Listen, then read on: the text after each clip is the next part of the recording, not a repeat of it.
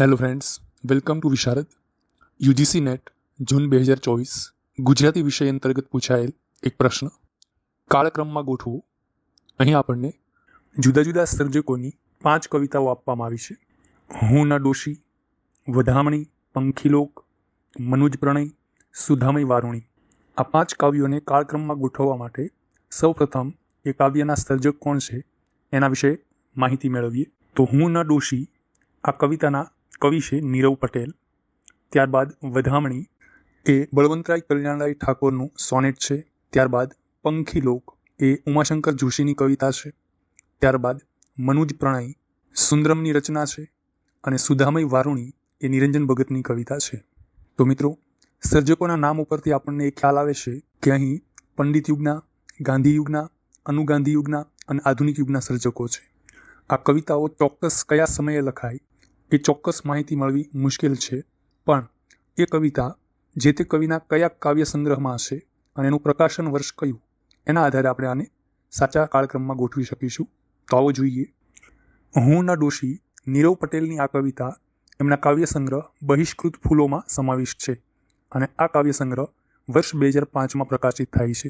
ત્યારબાદ વધામણી બ.ક. ઠાકોરનું આ સોનેટ એ મારા સોનેટ નામનો જે સંગ્રહ છે એમાં સંગ્રહિત છે, જે 1935માં પ્રકાશિત થાય છે.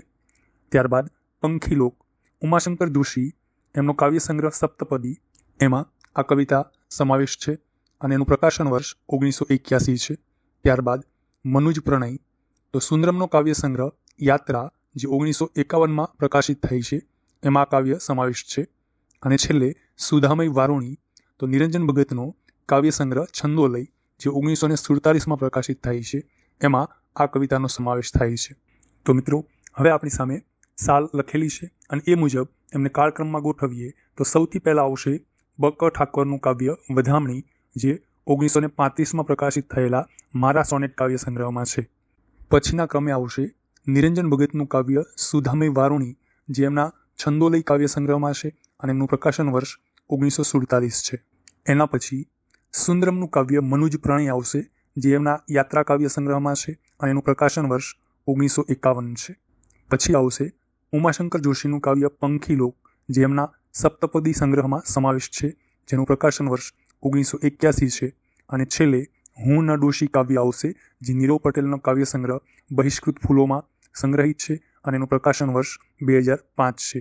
તો આ રીતે મિત્રો આપણો સાચો ક્રમ રહેશે BEDCA અને એ મુજબનો ક્રમ બતાવતો વિકલ્પ છે 2, જે આપણો સાચો જવાબ રહેશે. તો મિત્રો, અમારી આ શ્રેણી આપને કેટલી મદદરૂપ થઈ રહી છે એ ચોક્કસથી કોમેન્ટ બોક્સમાં જણાવજો. મિત્રો, આ વિડીયો લિંક મેક્સિમમ પરીક્ષાર્થીઓ સુધી શેર કરો, લાઇક કરો અને સબસ્ક્રાઇબ કરો Visharad YouTube channel. Join Visharad to be Visharad. Thank you very much.